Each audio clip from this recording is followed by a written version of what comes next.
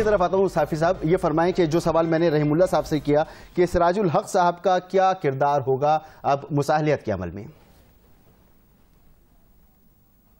تو یہ ہے کہ عمران خان صاحب نے جذبات میں آ کے یا کسی کے ورغلانے کی وجہ سے اپنے آپ کو بھی آزمائش میں ڈال دیا ہے، قوم کو بھی ڈال دیا ہے، بلکہ اپنے آپ کو بند گلی میں وہ لے گئے ہیں۔ اس لیے میں سمجھتا ہوں کہ اب ایک تو حکومت کی یہ ذمہ داری بنتی ہے کہ یہ انشور کر دے کہ ان لوگوں کی حفاظت بھی ہو سکے اور کوئی گجرانوالہ ٹائپ انسیڈنٹ نہ ہو جائے۔ اور مجھے تو بہت زیادہ خطرہ اور خدشہ محسوس ہوتا ہے خاکم بدہن تخریب کاری کا بھی، کیونکہ قادری صاحب کا ساتھ دینے کی وجہ سے اور آپریشن اور ڈرون پہ اپنا موقف بدلنے کی وجہ سے طالبان کی سوچ وہ عمران خان کے بارے میں تبدیل ہوئی ہے۔ اور جو لوگ یہ سمجھتے تھے کہ طالبان ختم ہو گئے ہیں تو کل کوئٹہ کا جو واقعہ ہے وہ ان کی آنکھیں کھولنے کے لیے کافی ہے میرے خیال میں۔ تو ایک تو حکومت کی یہ ذمہ داری ہے، دوسرا عمران صاحب اور ان کی بھی اب ذمہ داری ہے۔ دیکھیں یہ جب اجازت ان کو دی گئی ہے تو ایک تو یہ کہ ضلعی انتظامیہ کو درخواست دینے سے خود طاہر القادری صاحب نے اور تحریک انصاف نے اس حکومت کی ریٹ کو تسلیم کر لیا ہے اور وہ درخواست مشروط منظور کی گئی ہے۔ تو جو ٹرمز اینڈ کنڈیشن طے ہوئے ہیں اس کا پاس رکھا جائے۔ آج پی ٹی آئی کے ورکرز کی طرف سے جو کنٹینرز ہٹانے کی کوشش کی گئی ہے اس کا تدارک ہونا چاہیے۔ پھر میں سمجھتا ہوں کہ ایک تو سراج الحق صاحب کا رول اب بہت ضروری ہے اور ان کو متحرک ہو جانا چاہیے، اور خورشید شاہ صاحب جیسے لوگوں کو متحرک ہو جانا چاہیے، کیونکہ یہی لیڈرشپ اگر بیچ میں پڑے گی تو جو عمران خان صاحب نے اپنے آپ کو بند گلی میں بند کیا ہے، ظاہری بات ہے اب اس کو بھی کوئی فیس7 چاہیے ہوگا، اور اسی طرح حکومت کو بھی ان کے مطالبات پہ آمادہ کرنے کے لیے حکومت کو بھی قائل کرنا ہوگا۔ تو ایک تو میں سمجھتا ہوں کہ ان دو بندوں کا اور باقی پولیٹیکل لیڈرشپ کو یہ 17 کا انتظار نہیں کرنا چاہیے، پتہ نہیں کل کیا ہوتا ہے۔ میں تو کہتا ہوں کہ ابھی سے سراج صاحب کو اور ان کو میدان میں آنا چاہیے، اور پھر دو بندوں سے ہوشیار رہنا چاہیے، ایک چودھری شجاعت حسین صاحب سے اور ایک پرویز الہی صاحب سے، کیونکہ آپ دیکھیں کہ ان کی بلائی اسی میں ہے کہ یہ سسٹم لپیٹ دیا جائے، ان کا فائدہ اسی میں۔ دوسرا ان کا ٹریک ریکارڈ، ان کے موجودگی میں لال مسجد کا واقعہ ہوا تھا، ان کی موجودگی میں کراچی میں وکلا کا وہ واقعہ ہو گیا تھا، اور پھر ایک اور خطرناک چیز ہمیں ذہن میں رکھنی چاہیے کہ اس روز چودھری پرویز الہی صاحب نے کل یہ کہا تھا کہ ایسے واقعات ہو سکتے ہیں یا ہوں گے کہ سب لوگ دنگ رہ جائیں گے۔ تو میرے خیال میں ان دونوں پہ نظر رکھنی چاہیے۔ اور یہاں پر یہ بات بھی تو اہم ہے نا صافی صاحب کے گزشتہ جو دھرنا تھا اس میں جو مصالحت کا کردار تھا وہ بھی چودھری برادران نے اور وہ بیچ میں پڑے تھے۔ رحیم اللہ صاحب آپ کی طرف آؤں گا، یہ فرمائیے کہ مصالحت کی کوششوں کے لیے میں نے ابھی سوال کیا سلیم صافی صاحب سے، وہی آپ کے سامنے رکھ رہا ہوں۔ سراج الحق صاحب اور پاکستان پیپلز پارٹی کے خورشید شاہ صاحب کے درمیان رابطہ بھی ہو چکا ہے، سراج الحق صاحب کی کیا کوششیں ہوں گی اس دوران اور پیپلز پارٹی کا کیا رول ہوگا؟ دیکھیں جو بھی سیاسی جماعتیں پارلیمنٹ میں موجود ہیں ان کا بڑا اہم رول بنتا ہے۔ آپ نے ذکر کیا جماعت اسلامی کا، سراج الحق صاحب کا، ان کا بھی رول ہے، اس لیے کہ یہاں خیبر پختونخوا میں وہ مخلوط حکومت کا حصہ ہیں اور یہ صوبائی وزیر بھی رہے، عمران خان سے کافی ان کی اچھی جان پہچان ہے۔ تو میں سمجھتا ہوں کہ سراج الحق صاحب کا رول تو ہم دیکھ رہے ہیں پہلے ہی کافی اہمیت اختیار کر گیا ہے۔ پیپلز پارٹی کا رول اس لیے اہم ہے کہ وہ ایک بڑی سیاسی جو ہے ان کو بڑا تجربہ ہے، اور سندھ کے علاوہ آزاد کشمیر اور گلگت بلتستان میں بھی ان کی حکومت ہے۔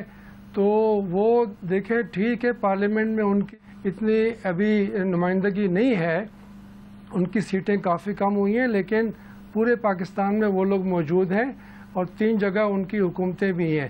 لیکن باقی جو سیاسی جماعتیں ہیں دیکھیں سب یہ کہہ رہی ہیں کہ جمہوریت کا دفاع کرنا ہے، سارے جو ہیں وہ غیر آئینی اقدامات کے مخالفت کر رہے ہیں۔ تو میرے خیال میں یہ جو ساری سیاسی جماعتیں اس طرح کی بات کر رہی ہیں تو ان کو عملی کام بھی کرنا چاہیے، ان کو آگے آنا چاہیے اور اس میں مصالحت کرنی چاہیے۔ میں سمجھتا ہوں کہ حکومت اور عمران خان اور ایک حد تک طاہر القادری ان کو بھی اس طرح کی مصالحت کی ضرورت ہے، کیونکہ جو ان کے مطالبات ہیں وہ اتنے بڑے مطالبات ہیں اور انہوں نے میرے خیال میں اپنے آپ کو واقعی بند گلی میں بند کر دیا ہے، تو ان کی بھی مدد کرنی چاہیے، اس لیے کہ ان کو بھی ایک راستہ چاہیے، اور ویسے اگر راستہ نہیں دیں گے تو پھر میرے خیال میں ان کے لیے بھی مشکل پیش آئے گی اور وہ اپنے مطالبات کو دہراتے رہیں گے، لیکن حکومت اس طرح کے مطالبات کو نہیں مانے گی، کوئی بھی ان کے کہنے کے اوپر استعفیٰ نہیں دے گا۔ افتخار صاحب آپ کی طرف آتے ہیں، لائن اس وقت ڈراپ ہو گئی تھی، یہ بتائے گا کہ عمران خان صاحب کے مطالبات اپنی جگہ، لیکن اسحاق ڈار صاحب کافی دن پہلے یہ کہہ چکے ہیں کہ میاں نواز شریف فارمولا قبول نہیں ہوگا، لیکن پھر بھی اب جو دیگر رہنمائے مسلم لیگ نون کے وہ یہ کہہ رہے ہیں کہ مذاکرات کیے جا سکتے ہیں، تو پھر مذاکرات کن نکات کے اوپر کیے جائیں گے جب بنیادی نقطے کے اوپر ہی مسلم لیگ نون ماننے کو تیار نہیں ہے؟ دیکھیں، -1 فارمولا تو ناممکن ہے۔ یہ -1 فارمولے کا پہلے بھی لائن دی تھی اپنا کسی سابق فوجی سربراہ نے، اور کہا تھا کہ -8 ہر چیز ہو سکتی ہے۔ یہ -1 فارمولا بھول جائیں آپ۔ پاکستان کے اندر جمہوری پارٹیاں ہیں، اور حالانکہ آپ ان کو کہتے ہیں کہ ورثے میں پارٹیاں چلتی ہیں، ایسی پارٹیوں میں ایسی ہی قیادت ہوتی ہے۔ عائشہ صاحب جمہوریت میں آگے جائیں گے، لوکل گورنمنٹ میں جائیں گے تو شاید نئی قیادت آئے۔ موجودہ قیادت یہی ہے، نواز شریف کے بغیر پاکستان مسلم لیگ نون کچھ بھی نہیں ہے، اور نہ وہ مانیں گے۔ اور یہ بند گلی میں کون گیا ہے اور بند گلی میں کیوں گئے ہیں یہ ان کو پتا ہے۔ بالکل جینون مطالبہ ہے اس معاملے میں الیکٹورل ریفارم کا۔ میرا جیسا آدمی سپورٹ کرتا ہے کھل کے الیکٹورل ریفارم ہونی چاہیے۔ جب اچھی ریفارم ہو جائیں گی، جب آپ الیکشن سسٹم کو بہتر کر لیں گے تو یہ جو تنقید ہے ختم ہو جائے گی۔ لیکن یہ کہنا مجھے فلانے کی شکل پسند نہیں ہے، یہ مناسب طریقہ نہیں ہے۔ میں یہ نہیں کہہ سکتا آپ اے کو ہٹائیں کیونکہ اے میرے سے محبت نہیں ہے، اے کی میرے سے بنتی نہیں، تو اے کو ہٹا دیا جائے۔ اے اور بی کو ہٹانے سے مسئلہ نہیں بنے گا۔ آپ کیا چاہتے ہیں؟ آپ سسٹم میں بہتری چاہتے ہیں؟ سسٹم میں بہتری ایک شخص کو نکالنے سے نہیں آئے گی، کبھی نہیں آئی، کہیں نہیں آئی دنیا میں۔ یہ معاملہ غلط ہے۔ آئیے معاملات کو جمہوریت کے طریقے میں طے کرتے ہیں، پارلیمنٹ میں بل لائیں، بل کی مخالفت کریں، حمایت کریں، بل لائیں، لوگوں کو ایجوکیٹ کریں، لوگوں کو بتائیں کہ آپ جو بل لا رہے ہیں کیوں لا رہے ہیں، اس کے لوگوں کو فائدے کیا ہوں گے، پاکستان کو کیا فائدہ ہوگا، پاکستان کی جمہوریت کو کیا فائدہ ہوگا۔ مجھے افتخار صاحب یہ تمام باتیں تو اس وقت کی تھی نا، یہ تمام باتیں تو اس وقت کرنے والی تھی جب مارچ شروع نہیں ہوا تھا، یہ تمام چیزیں تو اس وقت کرنے والی تھی جب احتجاج آپ نے شروع نہیں کیا تھا۔ -1 فارمولا ایکسیپٹیبل نہیں ہوگا۔ لیکن افتخار صاحب لیکن یہ تو نواز شریف صاحب، یہ تو عمران خان صاحب کا بنیادی مطالبہ ہے، تو اس کا مطلب تو پھر ڈیڈ لاک کی طرف جائے گی بات چیت۔ دیکھیں یہ بھی بات یہ ہے، دیکھیں یہ کیسے ہو سکتا ہے کہ میں آپ کو کہوں کہ اپنے ادارے سے کہوں کہ آپ کو آج کی شام کو نہ بٹھائے اپنا سکرین کے آگے کیونکہ مجھے آپ سے اختلاف ہے، ایسا نہیں ہو سکتا۔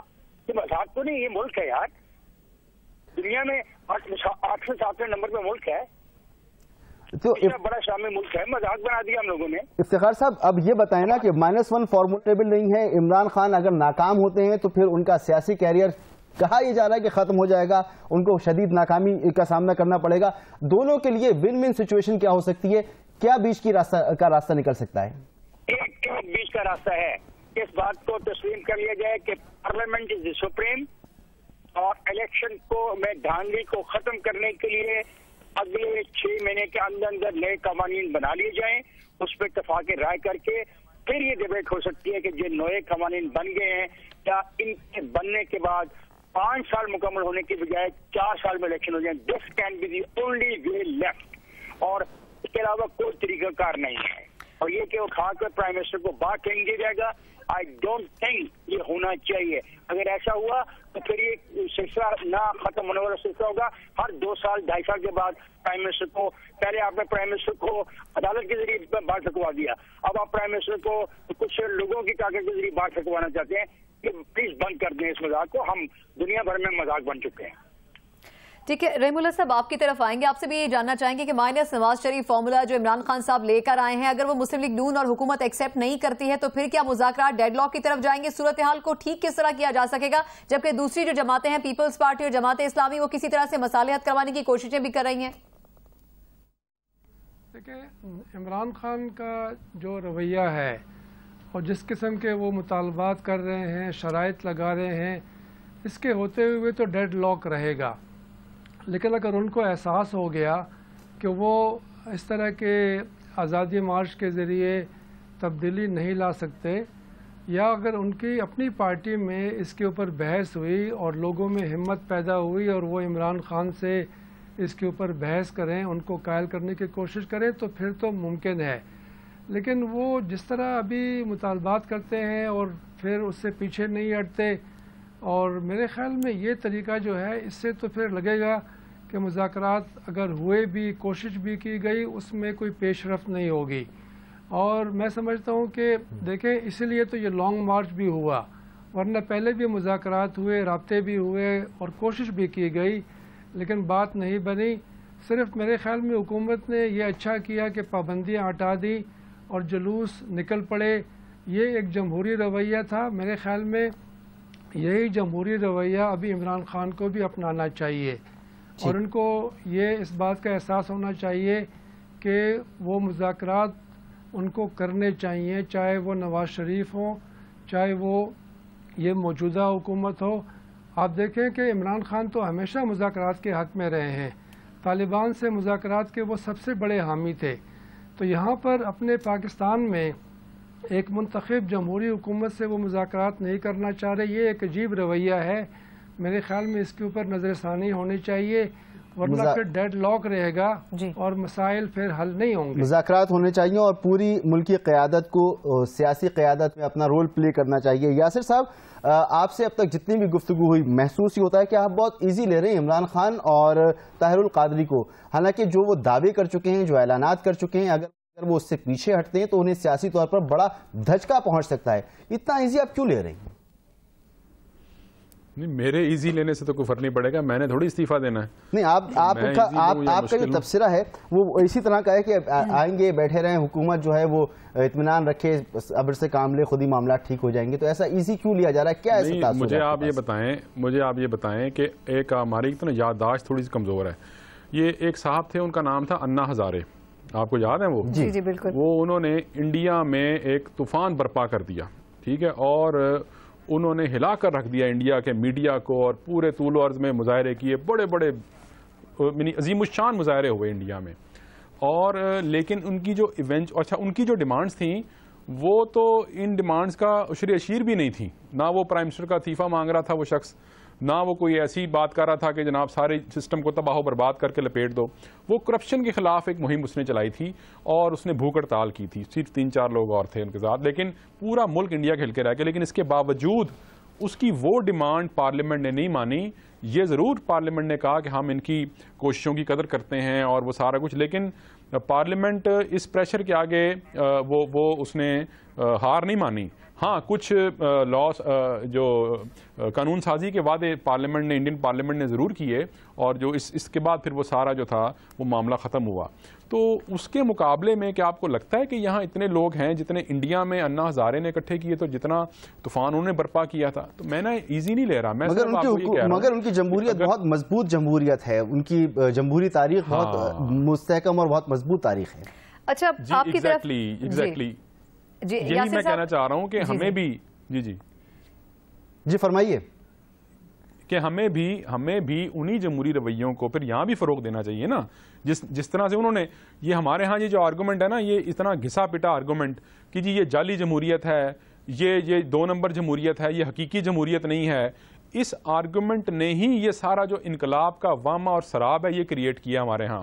اس آرگومنٹ نے بیڑا غرق کیا ہوا ہے ہمارے لوگوں کا، اور ان کو ایک اس کو کہتے ہیں ٹرک کی بتی کے پیچھے لگایا ہوا ہے. انڈیا میں جو ان کی پارلیمنٹ ہے وہاں پہ تقریباً 1/3 لوگ، یعنی ایک ان کی صوبائی اسمبلی ہے، وہاں 1/3 لوگوں کے اوپر کرمنل کیسز. یاسر صاحب، اسی لیے تو میں کہہ رہا ہوں کہ وہ انا ہزارے کو سنبھال سکتے ہیں، کیونکہ ان کی جمہوریت زیادہ مستحکم ہے. کیا ہم عمران خان اور طاہر القادری کو سنبھال سکتے ہیں؟ کہ یہاں پر تو کسی صوبائی اسمبلی میں کیا 1/3 ممبران کے اوپر کرمنل کیسز ہیں؟ آپ مجھے بتائیں. انہوں نے تو اس کو جواز بنا کر کبھی جمہوریت کا بستر گول نہیں کیا. تو لہٰذا کسی بھی قسم کا جواز جو ہوتا ہے نا کہ جی یہ جعلی جمہوریت ہے، یہاں ووٹوں کی سیاست نہیں ہوتی، یہاں پہ موروثی ہے، یہ ہے وہ، کسی قسم کا جو جواز ہے یہ سسٹم کو لپیٹنے کا سبب نہیں بن سکتا، دنیا میں کہیں نہیں بنتا. ہمیں بھی یہ سبق سیکھ لینا چاہیے، the sooner the better. یہی میرا پوائنٹ ہے. ٹھیک ہے. اچھا افتخار صاحب آپ کی طرف آتے ہیں. حقیقی جمہوریت لانے کے لیے عمران خان اسلام آباد کی طرف مارچ کرتے ہوئے گئے ہیں. یہ بتائیں کہ کتنا صبر ان میں اور ان کے کارکنان میں ہوگا؟ حقیقی جمہوریت لانے تک کتنے دن وہ وہاں پر قیام کر سکیں گے؟ دیکھو، عمران خان اپنے دوستوں کے ساتھ اور اپنے کارکنوں کے ساتھ زیادتی کر رہے ہیں. ان کو ایک ایسا خواب دکھا رہے ہیں جس کی تعبیر ویسی نہیں نکلنی جو عمران کے ذہن میں ہے. یہ کرکٹ کا میچ نہیں ہے، یہ پاکستان کی سیاست ہے. غلط مطلب لوگوں کو آپ لیڈ کریں. اور پھر میرے سوال کا جواب مجھے چاہیے ہوگا کہ کیا آپ پرائم منسٹر کو اس طرح نکالنا چاہتے ہیں؟ آپ اس کو رواج کے دفعہ ڈالیں گے تو یہ رواج ختم نہیں ہوگی. سمجھنے کی کوشش کیجیے پلیز. یہ کسی کے خلاف میں بات نہیں کر رہا. آپ چلے ختم ہو گیا، کل الیکشن کروا لیں نیا، اس کو نواز شریف نہیں مانے گا. نواز شریف لے آئے گا 5 لاکھ آدمی، پھر جو پرائم منسٹر بیٹھا گا اس کو اٹھا کے باہر پھینک دیں گے. بھائی ایک بات سمجھ آ گئی ہے ہمیں کہ ہمارے انتخابی نظام میں کوتاہیاں ہیں. یہ سب پاکستان میں اس پہ اتفاق کرایا ہے. اس کوتاہیوں کو ختم کیا جائے، وہ طاقت لائی جائے جتنا طاقتور ہندوستان کا الیکشن کمیشن ہے وہ طاقت دی جائے. پاکستان میں لوکل باڈیز کو انٹروڈیوس کرایا جائے اور لوکل باڈیز کو آئین کا حصہ جو بنا ہوا ہے اس میں ڈیفائن کیا جائے. جس طرح فیڈرل گورنمنٹ کی ڈیفینیشن ہے، پروونشل گورنمنٹ کی ڈیفینیشن ہے، لوکل گورنمنٹ کی بھی ڈیفینیشن کر دی جائے اور لوگوں کو حق دے دیا جائے وہ اس ملک کو حکمرانی کرے. ان کو حق حکمرانی چھیننے کے ضروری ہے. یہ بھول جائیں کہ آج آپ نواز شریف کو ہٹا لیں گے تو کوئی دوسرا آدمی 10 سال یہاں پہ آ کے بیٹھ جائے گا، 10 مہینے نہیں کو بیٹھے گا، پھر ایسے مظاہرے ہوں گے. افتخار صاحب ایک آرگومنٹ اور کیا جاتا ہے، ایک آرگومنٹ اور کیا کہ احتجاج، ریلیاں، دھرنے، جلوس یہ سب جمہوریت میں ہوتا ہے اور اس کا حق حاصل ہوتا ہے. اب یہی سب کچھ ہونے جا رہا ہے. اس کے نتیجے میں آپ کا تجربہ کیا کہتا ہے؟ جمہوریت مضبوط ہوگی، مستحکم ہوگی یا کمزور ہوگی؟ میری بات سنیں. بالکل جلوس کا اجازت ہے، جلسے کی اجازت ہے، اجلاس کی اجازت ہے، لوگوں کو غلط رستے پر لگانے کے لیے نہیں. بالکل آپ غلط بات کر رہے ہیں. آزادی کا مطلب یہ نہیں ہے کہ میں آپ کی آزادی چھین لوں. میں نے کل بھی آپ کو کہا کہ میں مکہ ہوا میں لہرا سکتا ہوں، اس کی مجھے آزادی ہے، لیکن جس وقت میرا مکہ آپ کی ناک پہ لگے گا میری آزادی ختم ہو جائے گی. یہ کانسٹیٹیوشنل جو آزادی ہے یہ سبجیکٹ ٹو لا ہے. یہ نہیں ہے کہ یہ آزادی ہے کہ آپ پارلیمنٹ کی مدت کیوں 5 سال تبدیل کیا گیا آئین میں جی، تو پھر آئین میں آخر میں کیوں لکھ دیا کہ جب کچھ آئے گا ایک بڑا جلوس لے کے آئے گا اور پارلیمنٹ کی مدت ختم ہو جائے گی؟ ایسا نہیں ہو سکتا بھائی. خدا کا واسطہ ہے، اس ملک کا مذاق ہو رہا ہے، دنیا مذاق اڑا رہی ہے. صوبوں کے اندر اتفاق رائے نہیں ہے. اس پارلیمنٹ کو توڑ دو گے فیڈریشن کی طرف چلی جائے گی. بس کر آج کے جلوس میں کیا آج کا جلوس پاکستان کی نمائندگی کرتا ہے؟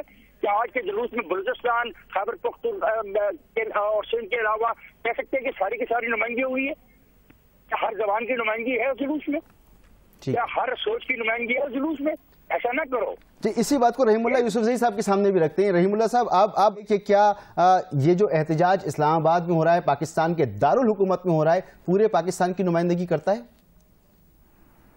دیکھیں، یہ تو ہمیں پتہ ہے کہ تحریک انصاف کو پنجاب میں اور خیبر پختونخوا میں زیادہ حمایت حاصل ہے.